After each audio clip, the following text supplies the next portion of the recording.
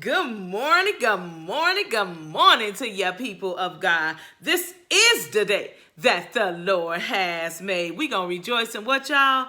That's right, we gonna be glad in it. I am so glad, y'all, to be in the land of the living. One more time, to God be the glory. Won't he do it?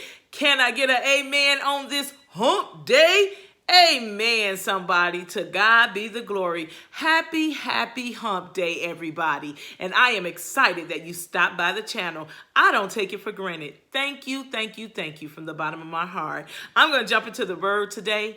Last week, it was me and my girlfriend and a couple others, Brother Will. It was just a few of us, Kim, and we were chopping up the word. And we were talking about Paul in the Bible, where he was having a struggle. He was saying how, thankful to God that God has been using him to bless other people. Haven't you had that time where you've used, God has used you to be a blessing to others in their life, and they, those people kind of look up to you, right? They kind of respect you.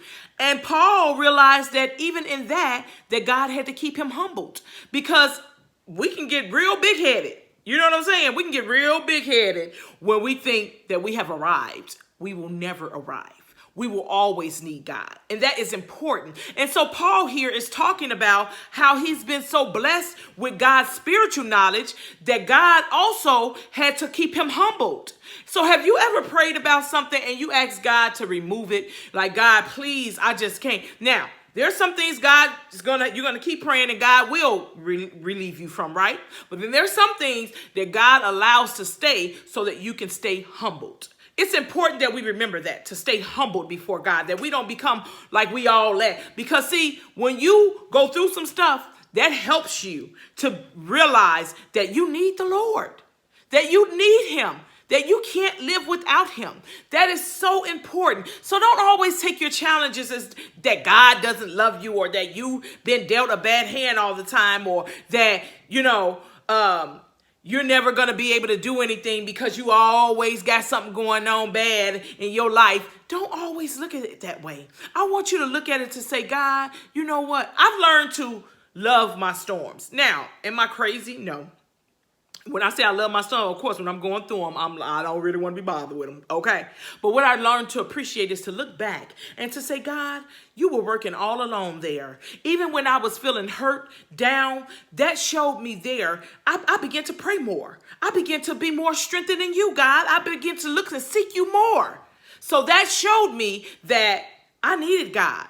I needed to get back focused. Sometimes we'll have storms that will make us stay focused, right? That will get us to our knees and say, Lord, I can't do this without you. Well, here's Paul here. Paul has been praying about a situation. He realizes that God is using him in a mighty way, but he also realizes that he's human and can get the big head. So God is allowing something that's in his life, which they did not say, just by saying it's a thorn in his side, that something in his life was not going to be delivered. He was not going to be delivered from. You may have some struggles going on that God may say, you know what? I know you want this to leave, but if I take this away from you, you're going to get the big head. Now, so I'm going to jump to this word and we're going to talk about it, okay? Let's go to 2 Corinthians chapter 12, and I am going to start at let's go 6. If I wanted to boast, I would be no fool in doing so, because I will be telling the truth, but won't do it because I don't want anyone to give me credit beyond what they can see in my life or hear in my message, even though I have received such wonderful revelations from God. So to keep me from becoming proud, I was given a thorn in my flesh, a messenger from Satan to torment me and to keep me from becoming proud. 3 times I begged of God to take it away. Each time he said, my grace is sufficient. My power is all you need. My power works great in your weakness. Woo!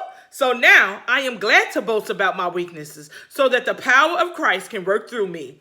That's why I take pleasure in my weakness and in insults and hardship and persecution and troubles that I suffer for Christ. For when I am weak, then I am strong. Do you understand that, people of God? There are some things that God is dealing with you with and allowing to happen so that you may stay humble. But then there's also some times where he needs you to realize how much you need him. Because the more you are weak, the more you give in to realizing that you can't do anything apart from God, then he can use you. He can step in and be stronger in you. That is important that we remember that. The man said he asked God 3 times to take it away. Take it away, Lord. Take it away. Take it away. Why did you think you thought, you know how you tell your kids? I tell my kids, hold up.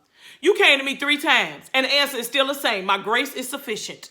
That's all you need is God's grace today. Trust God. He ain't changing his mind, okay? Don't be talking about, Lord, and trying to come to him in a different way. He said, no, wait. Listen to me. If God told you that he's going to see you through this, trust him to see you through it. And if he decides to keep that thorn there, let him keep it there, honey. Keep you humbled. I love you. There is nothing you can do about this love. Stay humble, guys, and trust in God. You'll stay strong. Bye.